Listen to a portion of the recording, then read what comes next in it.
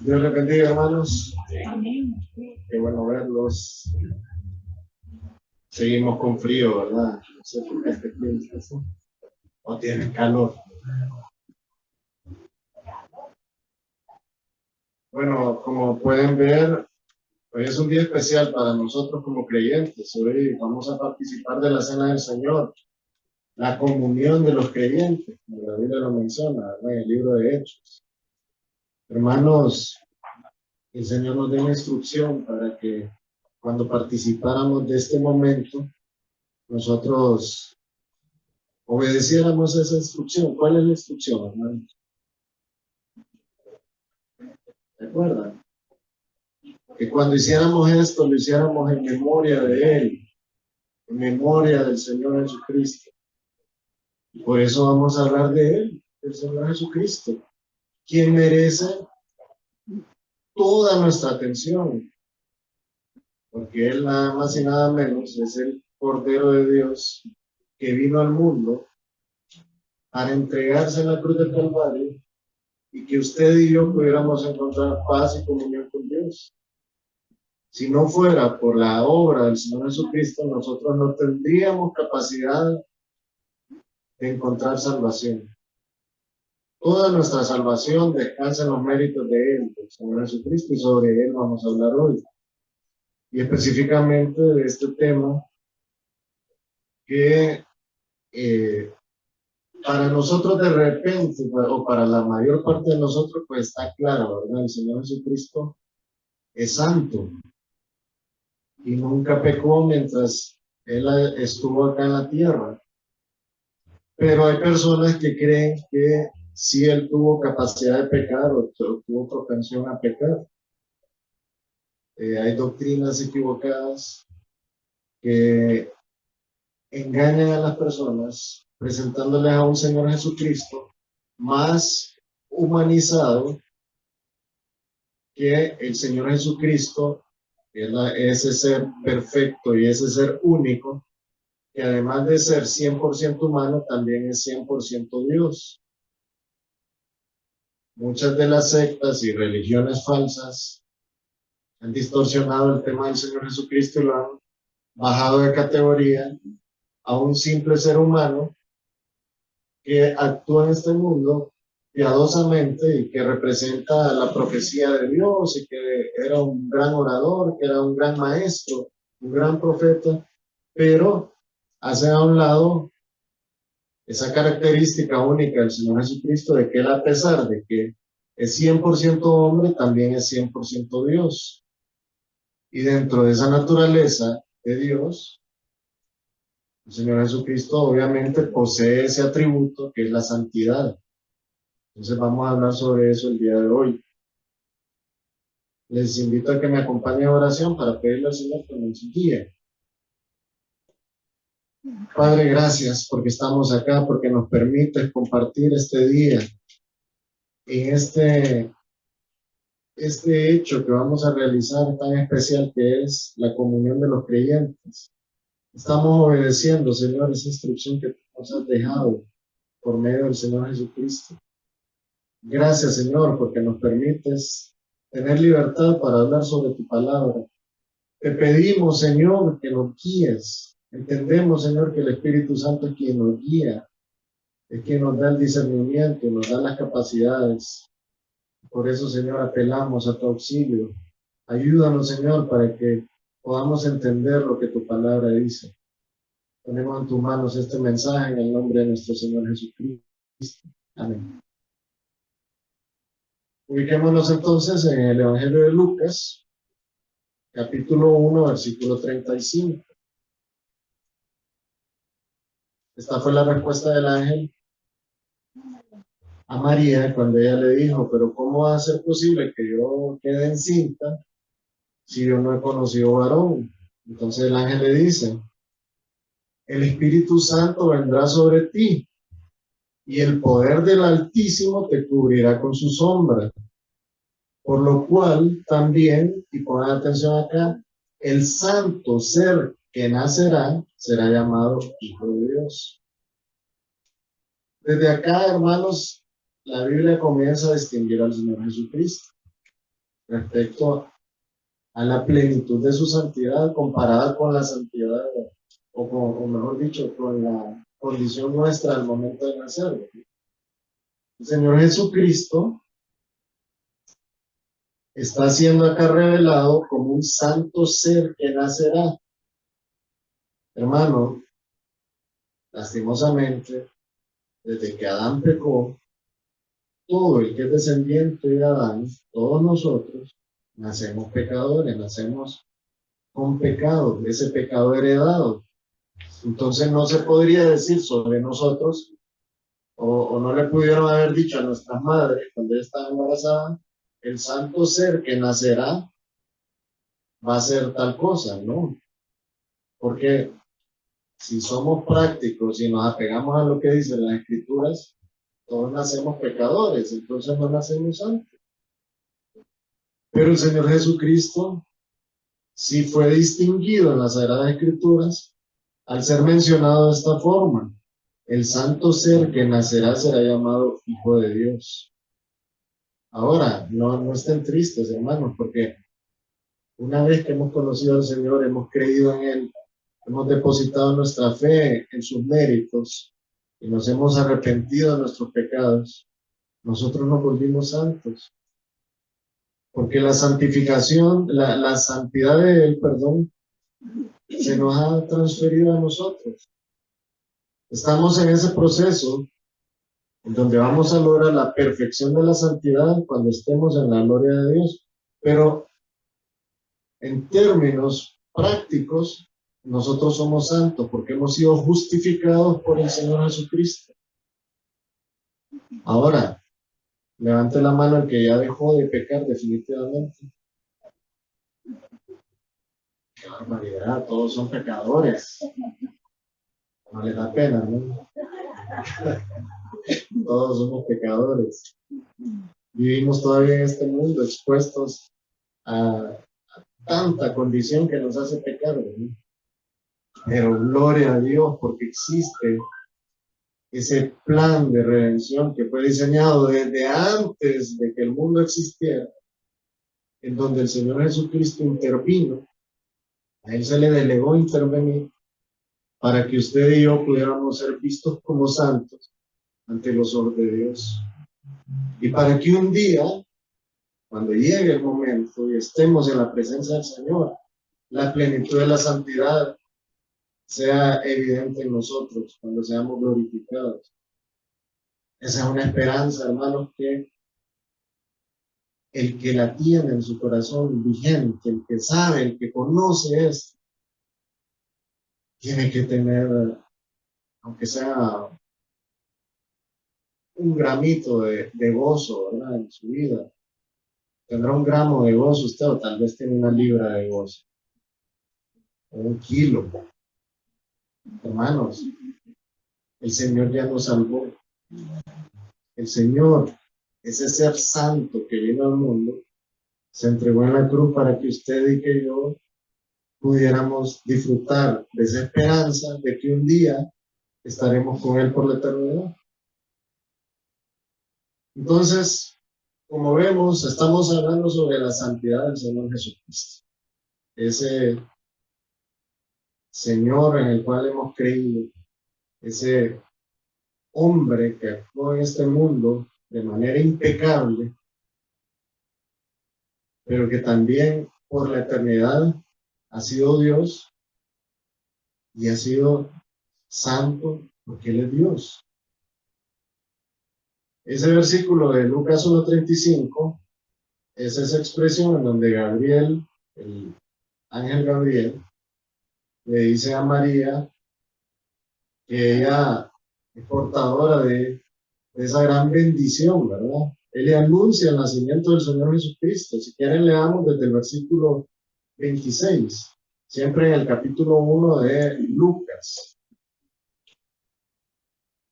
Dice el texto: al sexto mes, el ángel Gabriel fue enviado por Dios a una ciudad de Galilea llamada Nazaret, a una virgen desposada. Cuando hablamos de que ella está desposada, hermanos, es que ella estaba ya comprometida con José.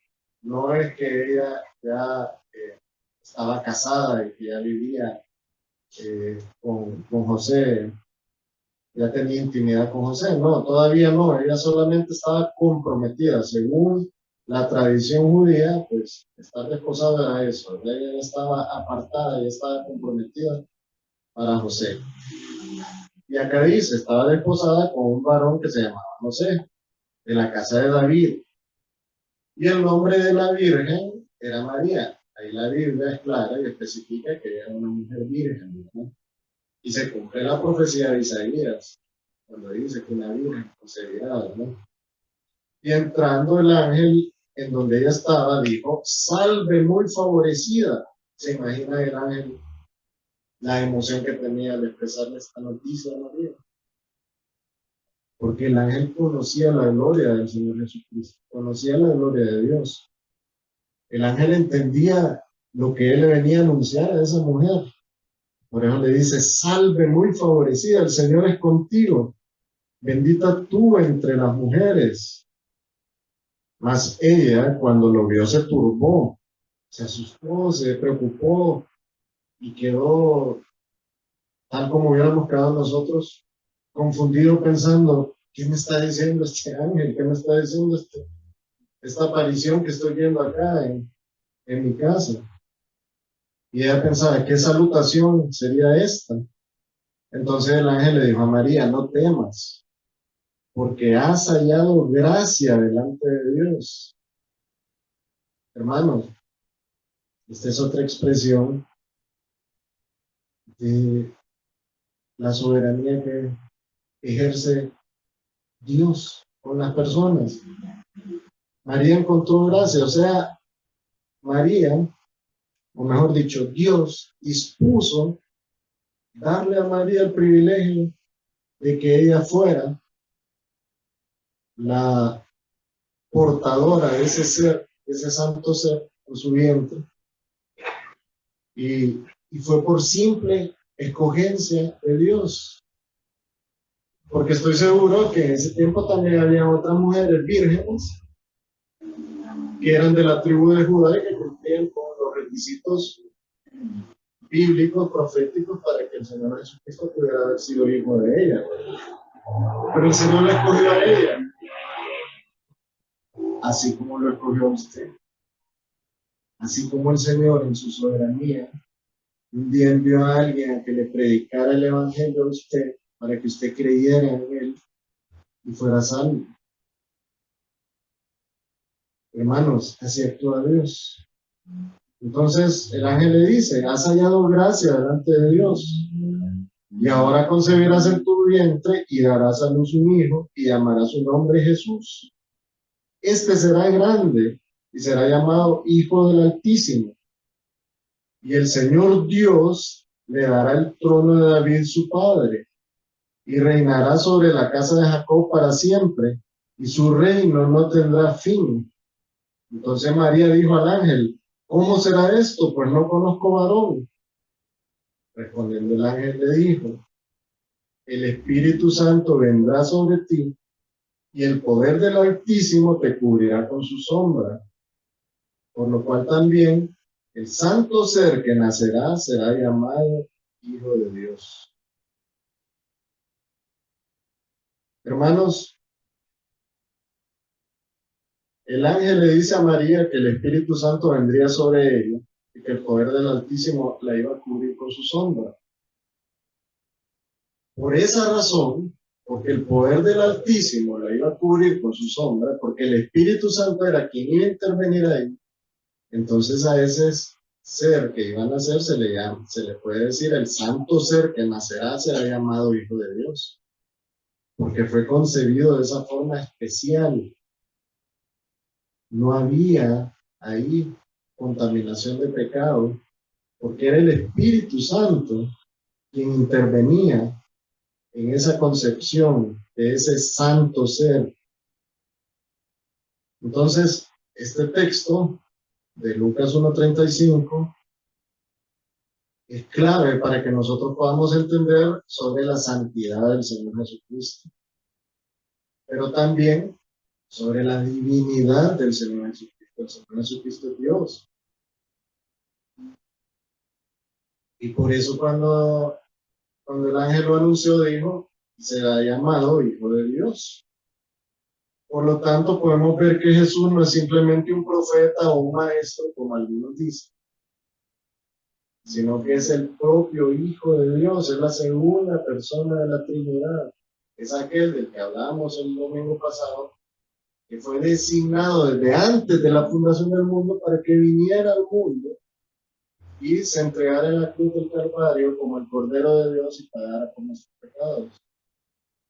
Entonces, esta verdad que acabamos de dilucidar acá en Lucas 1:35 nos permite entender de que Jesús es Dios. Y una de las características de Dios es que Dios no peca. Entonces, podemos deducir por simple deducción lógica que si Jesús es Dios, Él nunca iba a pecar por el hecho mismo de ser Dios. O sea, Jesús es santo y fue santo durante el momento que estuvo acá en la tierra y seguirá siendo santo eternamente. En numerosas ocasiones las escrituras testifican sobre la santidad de Jesús y ahora vamos a ver su Biblia, hermanos. Vengan a la Biblia, vamos a ver. Me llegó hoy el mensaje de que empezamos a leer lo que vamos a leer ahorita en septiembre, ¿verdad? La lectura bíblica anual, sí. Y las oraciones también me llegaron. Hermanos, cuando nosotros leemos la palabra, no hay otra, cuando estamos leyendo la palabra, no hay otra consecuencia más obvia de, de leer la palabra que es conocer a Dios. O sea, al leer la palabra nosotros estamos conociendo a Dios. Nos damos cuenta de la personalidad de Dios, nos damos cuenta que Dios es un ser vivo, todopoderoso, un ser pensante, que su sabiduría excede cualquier sabiduría humana, pero también nos damos cuenta de cuál ha sido su voluntad respecto a la humanidad y específicamente respecto a nosotros.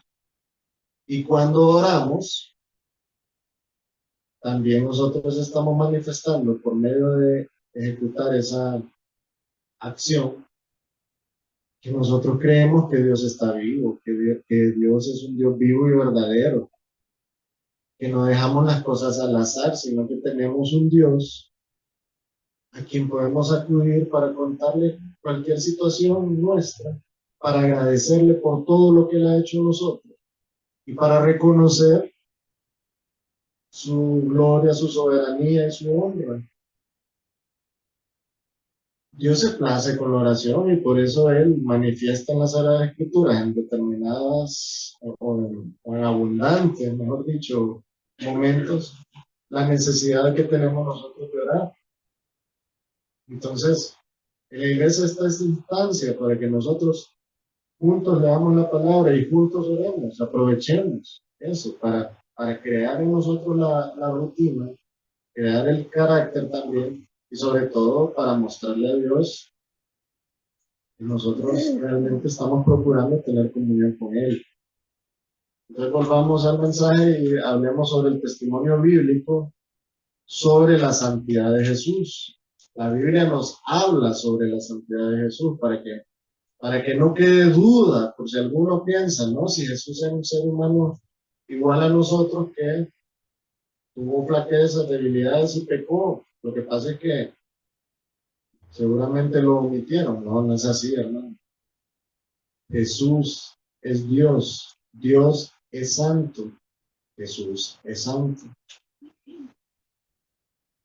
En numerosas ocasiones las escrituras testifican sobre eso, sobre la santidad de Jesús durante esa estancia que él tuvo acá en la tierra.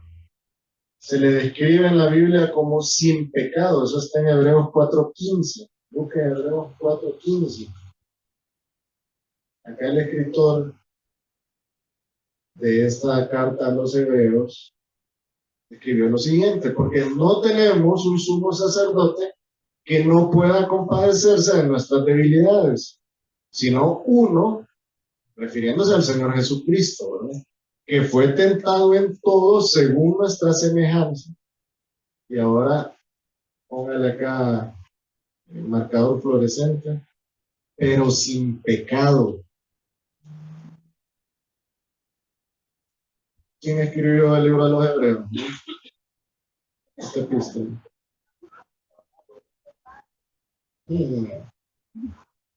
No se sabe. No se sabe. Vamos a preguntarle eso al Señor cuando estemos allá con Él.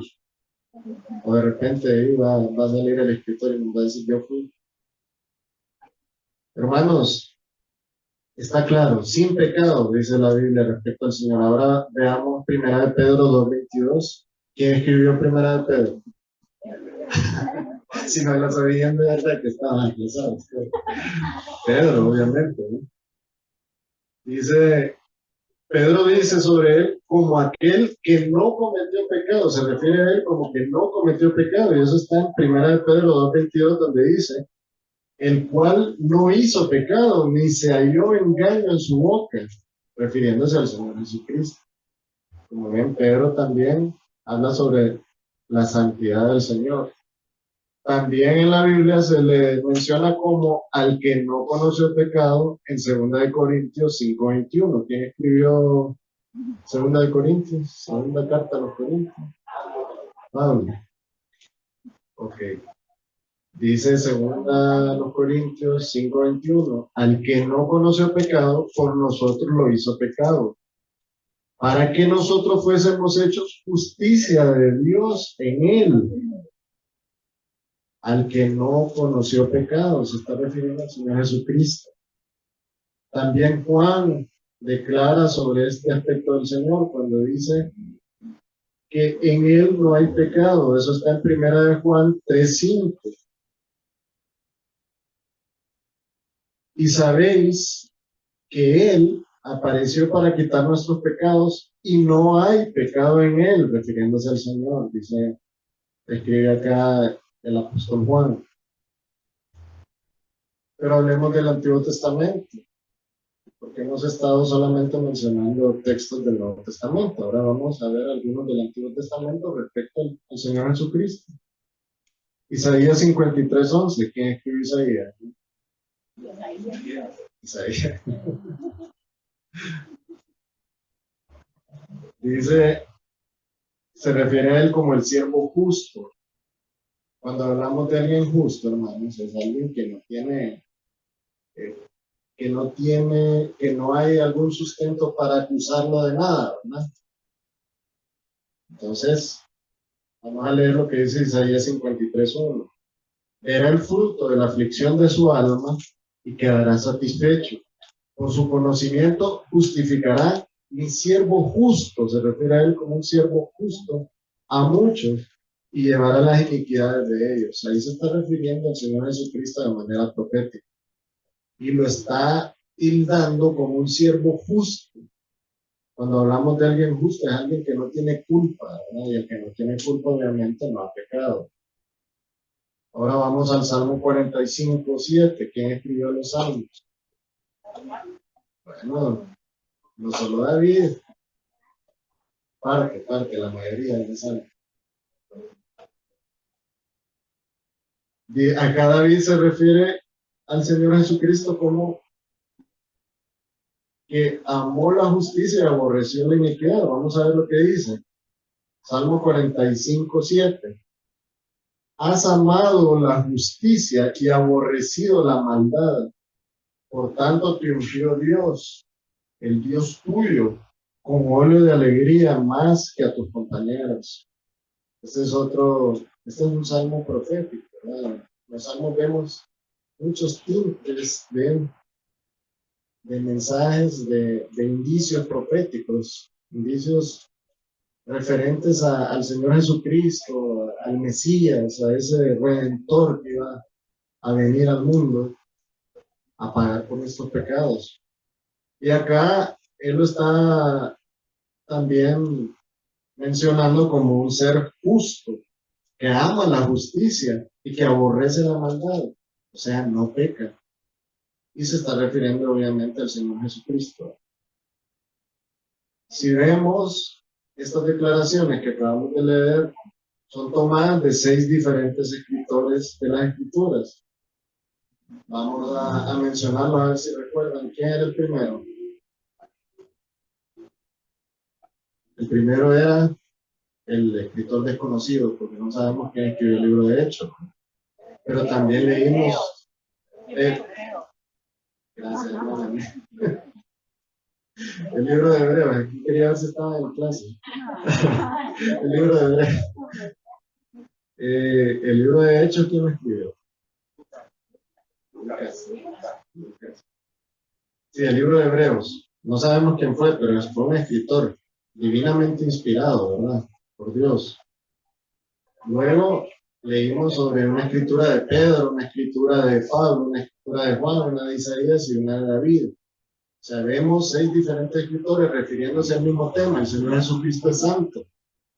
No hay que confundirnos respecto a eso. El Señor Jesucristo nunca pecó. Pero ahora hablemos del mismo Señor Jesucristo dando testimonio sobre su propia santidad.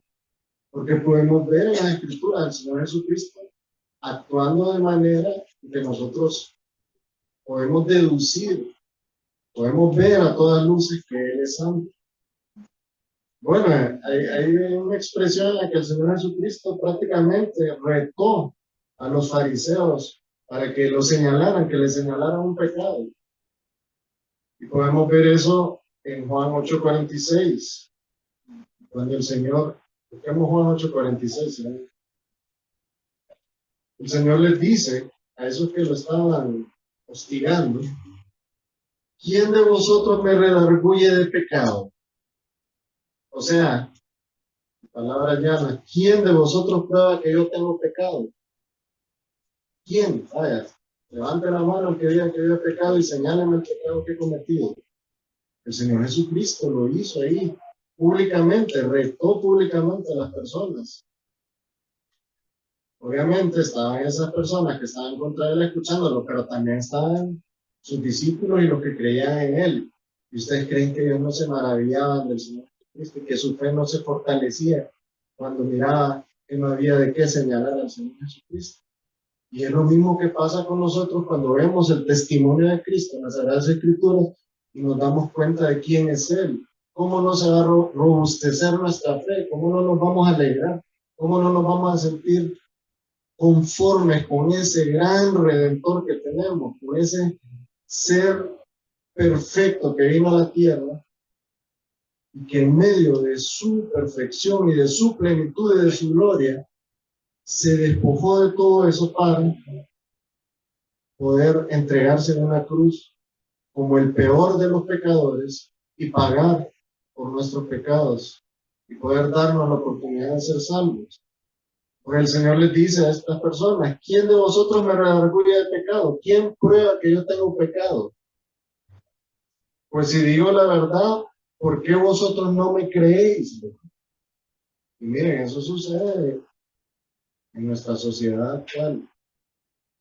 Podemos ver al Señor Jesucristo explicado de la mejor manera en 66 libros que están compilados en las Sagradas Escrituras. Y muchas veces la rebeldía de nuestro corazón y la incredulidad es superior a la evidencia palpable que está manifestada sobre él en las Sagradas Escrituras. Hay personas que escuchan y escuchan y escuchan el mensaje del Evangelio y no sucede nada en sus corazones. Pero gloria a Dios, porque espero yo que en el caso de los que estamos acá, al haber sido expuestos a la palabra de Dios y al testimonio de la Sagrada Escritura sobre el Señor Jesucristo, pudimos ver la realidad sobre Él y pudimos creer en Él. Pudimos entender nuestra condición de pecadores perdidos y pudimos depositar nuestra fe en los méritos del Señor Jesucristo para entender que solo por medio de Él podemos encontrar salvación. El Señor nos lo ha manifestado en su palabra. El Señor tuvo la delicadeza, hermano, de inspirar a más de 40 hombres en determinados periodos de la historia para que ellos escribieran su palabra y que esa palabra llegara a nuestras manos, hermanos. Aquí está la palabra de Dios. Usted la tiene ahí también. ¿Cree usted que esa es alguna razón suficiente para estar plenamente agradecidos con el Señor? ¿Cree usted que es necesario en este momento tomarse un tiempo, un segundo y decir gracias, Señor, por tu palabra? Que sí, ¿verdad? Creo que cada vez que nosotros podemos analizar todo lo que Dios ha hecho para que el día de hoy estemos acá reconociendo la gloria de Dios, reconociendo la acción del Señor Jesucristo y reconociendo también que ahora somos parte del cuerpo de Cristo, que es la iglesia. Creo, hermanos, que es necesario que tomemos el tiempo para reflexionar sobre esto y darle gracias al Señor. Entonces, pudimos ver ahí un caso claro del testimonio del mismo Señor Jesucristo hablando sobre su condición de santidad. ¿Quién me puede señalar de pecado? Nadie. Ahora, también el Señor Jesucristo fue tentado directamente por Satanás. Nosotros podemos ver eso siempre en el Evangelio de Lucas. Lucas 4, del 1 al 2, busquémoslo en nuestras Biblias, hermanos. ¿Quién escribió Lucas? Cuidado, dicen que Pedro.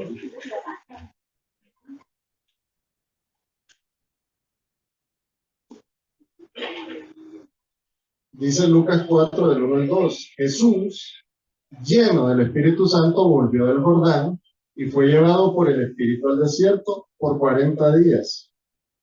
Y ahora póngale atención a esto. Y era tentado por el diablo.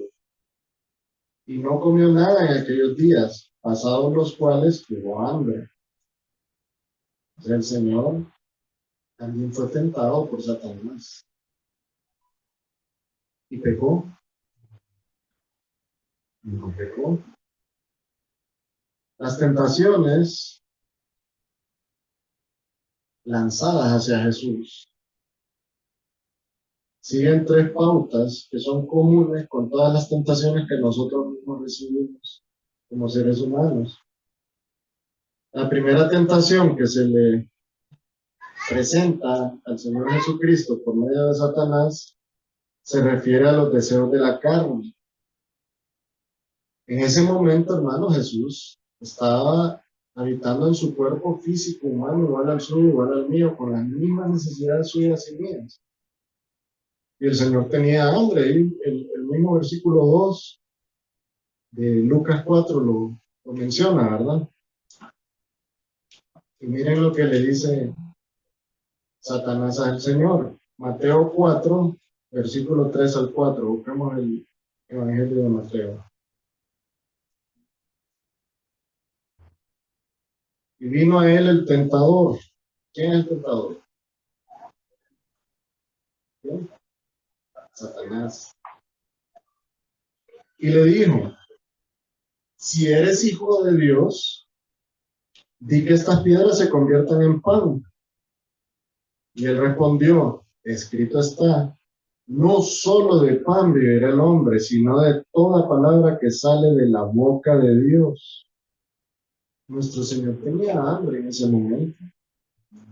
Y el diablo le tienta para que convierta piedras en pan, para satisfacer esa hambre, para satisfacer el deseo de su carne. Pero el Señor le responde con la Escritura.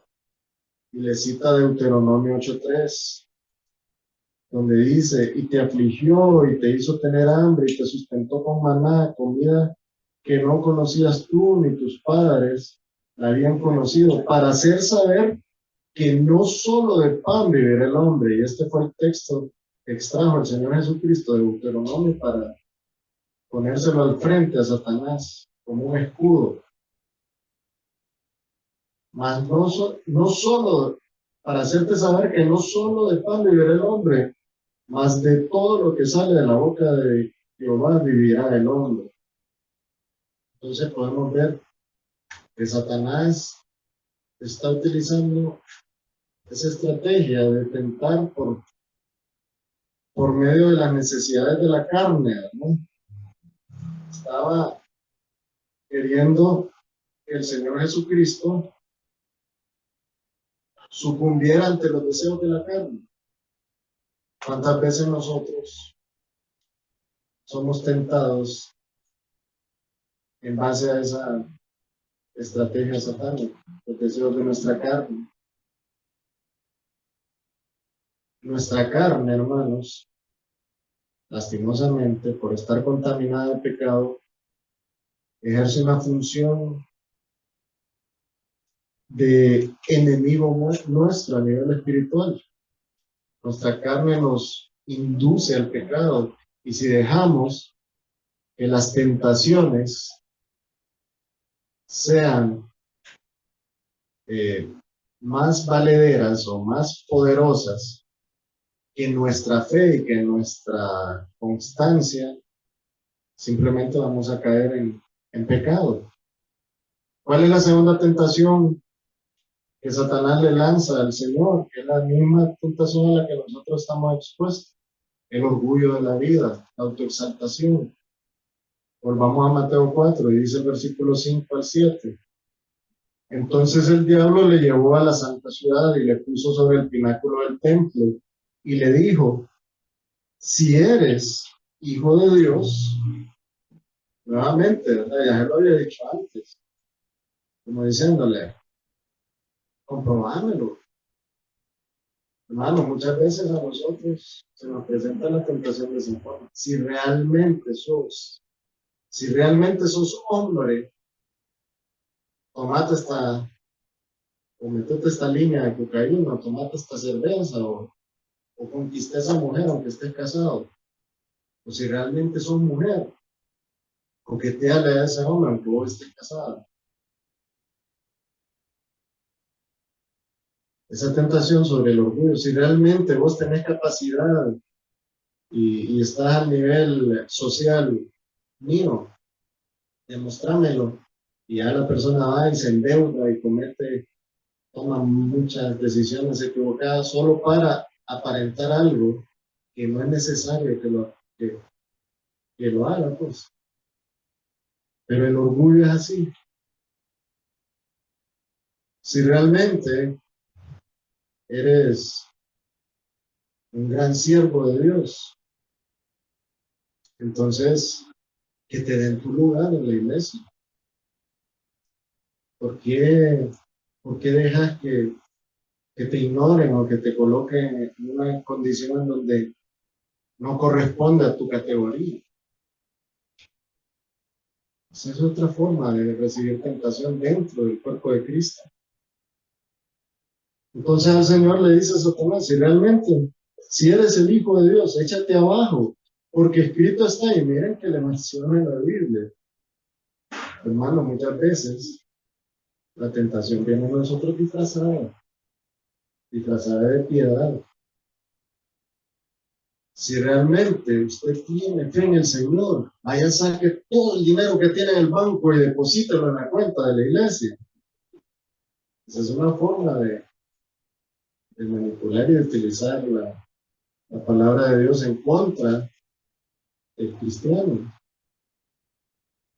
Entonces, le dice Satanás: échate abajo, porque escrito está: a sus ángeles mandará cerca de ti y en sus manos te sostendrán para que no tropieces con tu pie en piedra, le dice Satanás al Señor. Y el Señor le responde: escrito está también: no tentarás al Señor tu Dios.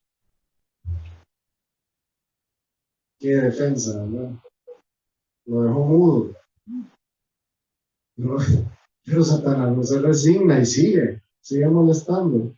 Bueno, ahí en ese momento el Señor Jesucristo se está refiriendo a la palabra de Dios, porque dice: escrito está en Deuteronomio, perdón, 6:16 dice, no tentaréis a Jehová vuestro Dios. Y ahora veamos la tercera tentación. Esta se refiere a la codicia de los ojos. Estamos expuestos a eso, hermanos. Hermanos, ¿cuánta herramienta existe ahora para contaminar nuestra mente, contaminar nuestra alma con tanta cuestión material? Ahora, no solamente hay una red social, ¿cuántas hay? Vamos a ver los tecnológicos aquí. José, decime cuántas redes sociales hay. Mencioname los nombres. WhatsApp, Instagram, Facebook, X, X, Instagram, TikTok, bueno, y un sinfín, ¿verdad? Ajá, ¿y qué es lo que nos presenta ahí? ¿Qué es lo que se nos presenta ahí? Información visual, ¿no?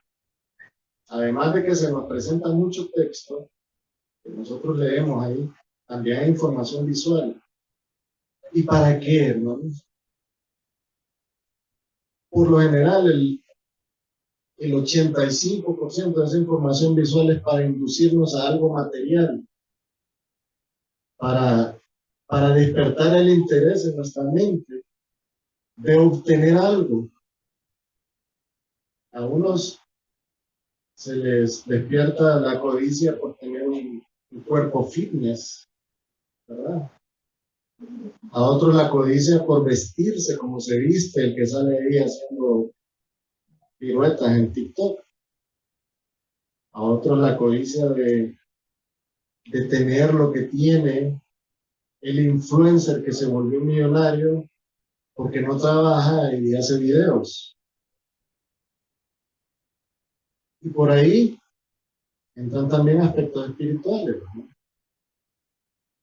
La codicia por falsas promesas que se manifiestan por medio de falsos maestros que están utilizando también esas herramientas. Entonces Satanás está aquí dirigiendo ese dardo al Señor para ver si por ahí le puede entrar. Miren, acá realmente es un absurdo pensar que Satanás iba a lograr que el Señor pecara, ¿verdad? Pero Dios utilizó a Satanás ahí para mostrarnos cómo trabaja Satanás, que si no tuvo la precaución de detenerse para tentar al ser santo que nació, Satanás no va a detenerse en ningún momento para tentarnos a nosotros. Entonces, dice Mateo 4, vamos ahora al versículo 8 al 10. Otra vez le llevó el diablo a un monte muy alto y le mostró todos los reinos del mundo y la gloria de ellos, y le dijo, todo esto te daré si postrado me adorares.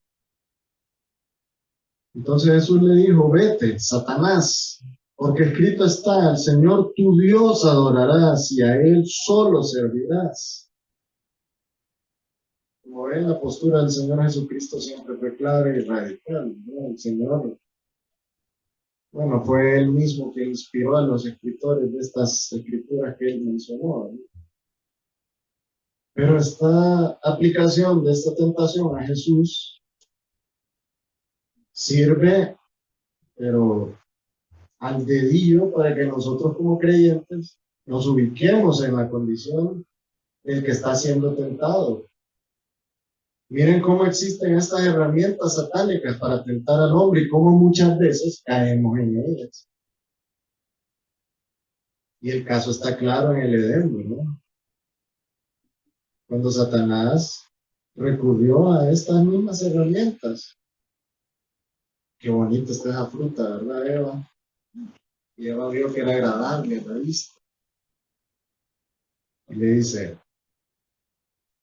es cierto que Dios te dijo que vas a morir si comes de los frutos de acá, No dijo eso. Dijo que si comía, si tocaba el árbol me iba a morir.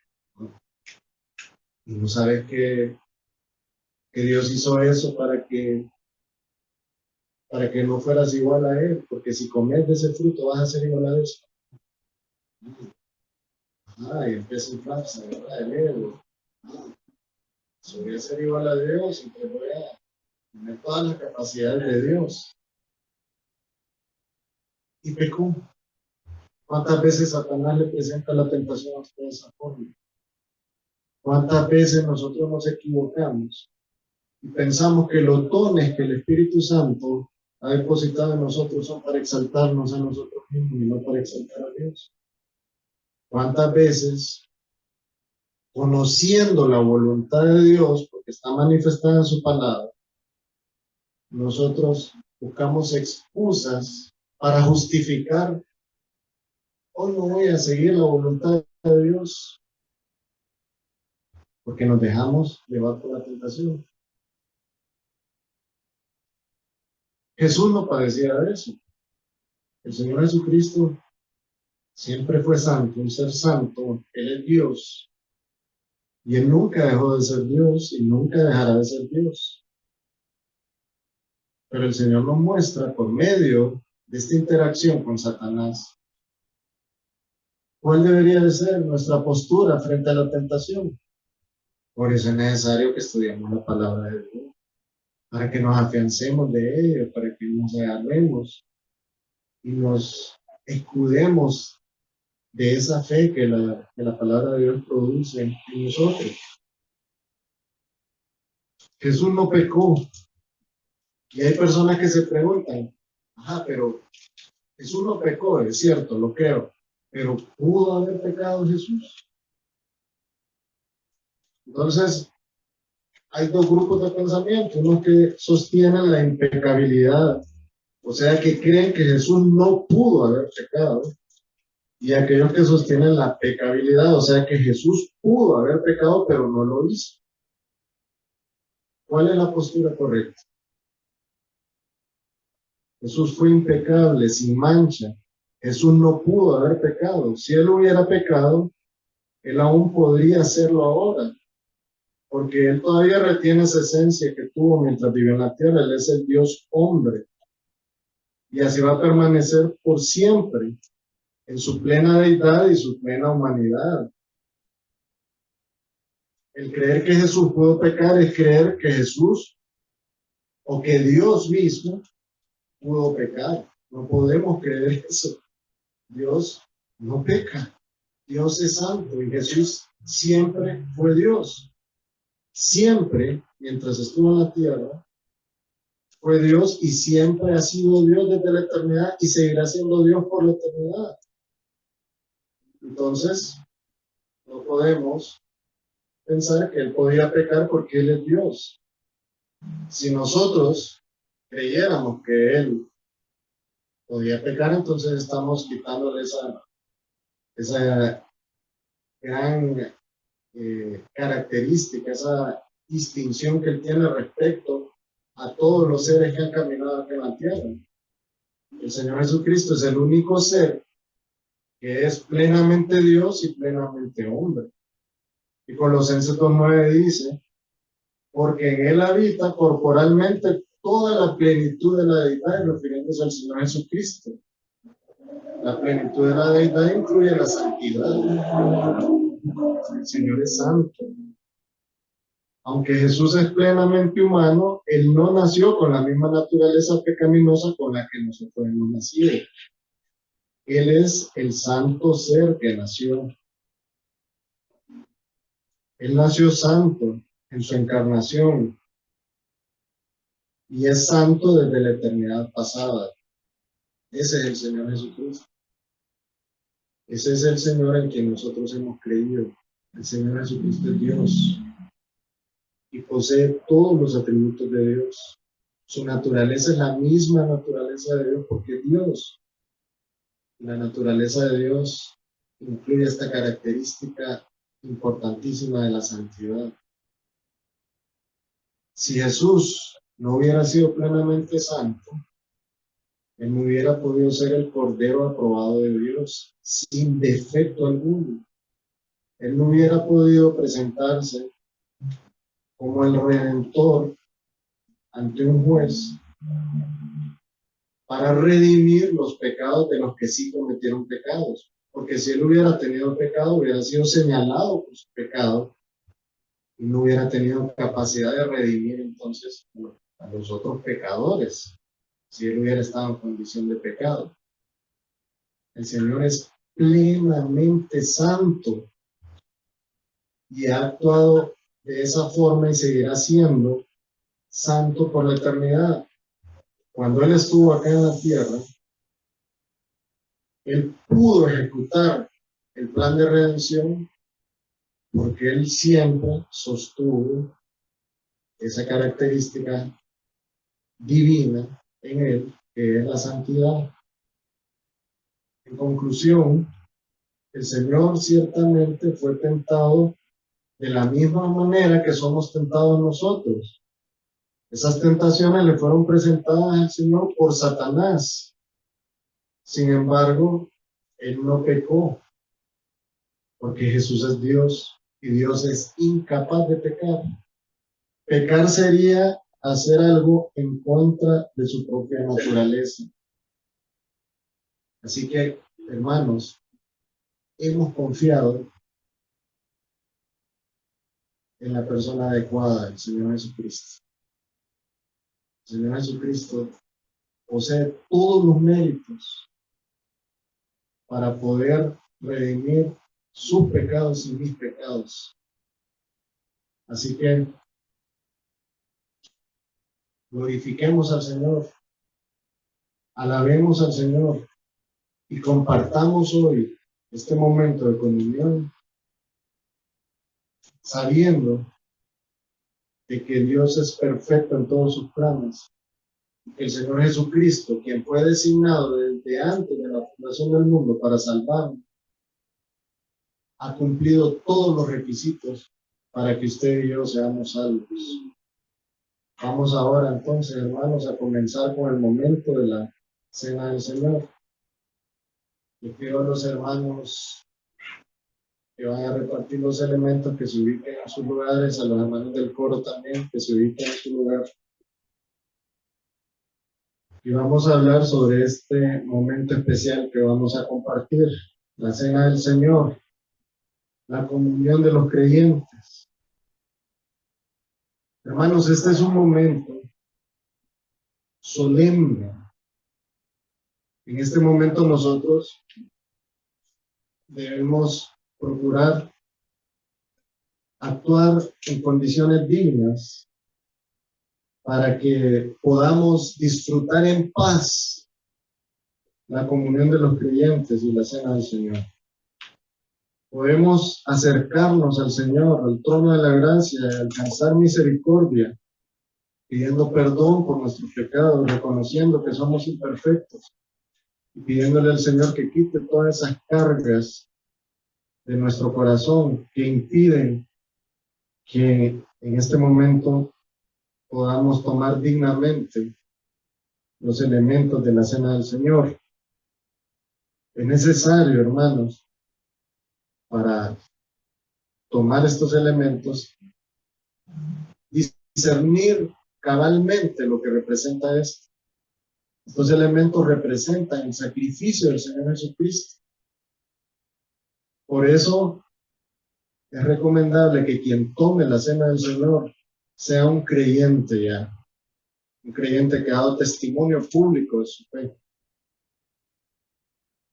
Vamos a ponernos en pie y vamos a orar.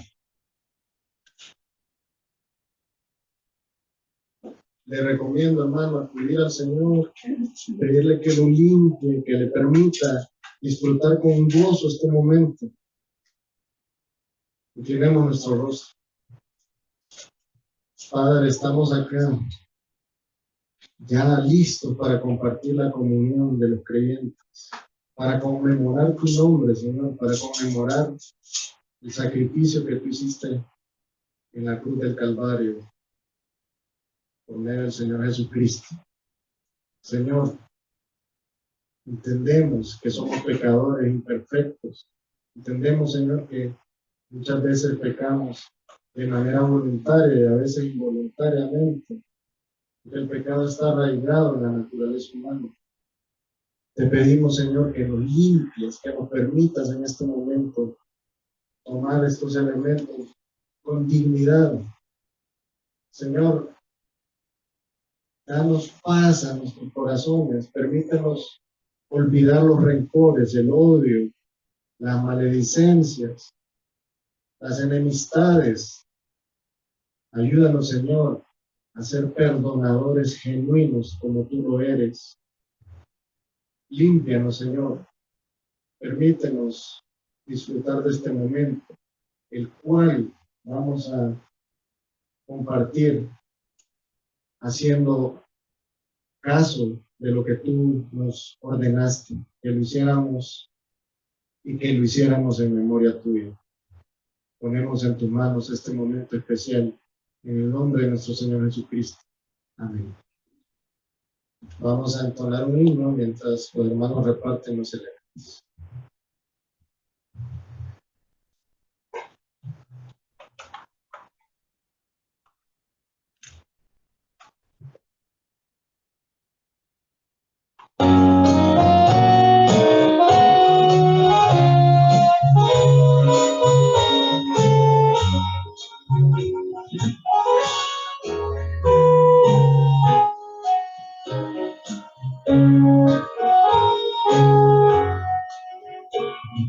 Cristo el Señor me ama por siempre, mi vida guarda eternamente. Vence el pecado, cuida del mal, ya pertenezco a Él. Ya pertenezco a Cristo, Él pertenece a mí. No solo por el tiempo aquí, mas por la eternidad. Cristo va por el cielo a buscarme, cubierto de pecado y control. Me levantó de vergüenzas mí, ya pertenezco a Él. Ya pertenezco a Cristo, Él pertenece a ti. No solo por el tiempo aquí, mas por la eternidad. Soy invencible y nunca mi alma, ya libertado estoy en mi vida. Llena está de felicidad, ya pertenezco a Él, ya pertenezco a Cristo, Él pertenece a mí. No solo por el tiempo aquí, mas por la eternidad.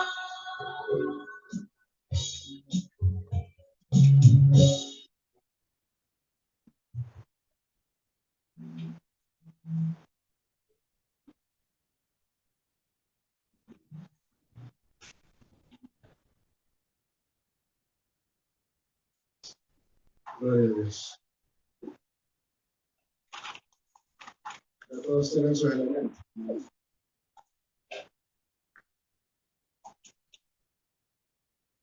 No, vamos a ubicarnos ahora en la primera epístola del apóstol Pablo a la iglesia de Corinto. En el capítulo 11, y vamos a leer desde el versículo 23. Pablo está dando estas instrucciones, esta pauta, y nosotros la estamos realizando de la misma forma. Hermano, Yo recibí, hermano, porque yo recibí del Señor lo que también os he enseñado.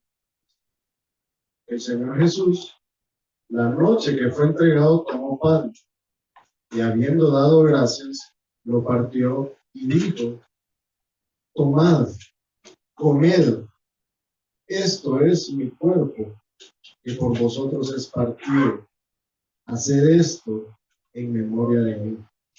Tomemos el pan, hermanos, en memoria del Señor Jesucristo.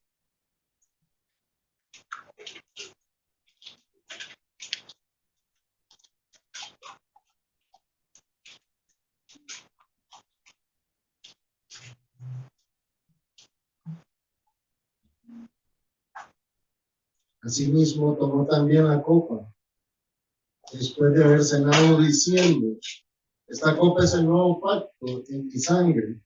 Haced esto todas las veces que la bebiereis en memoria de mí. Le damos la copa, hermanos, en memoria del Señor Jesucristo.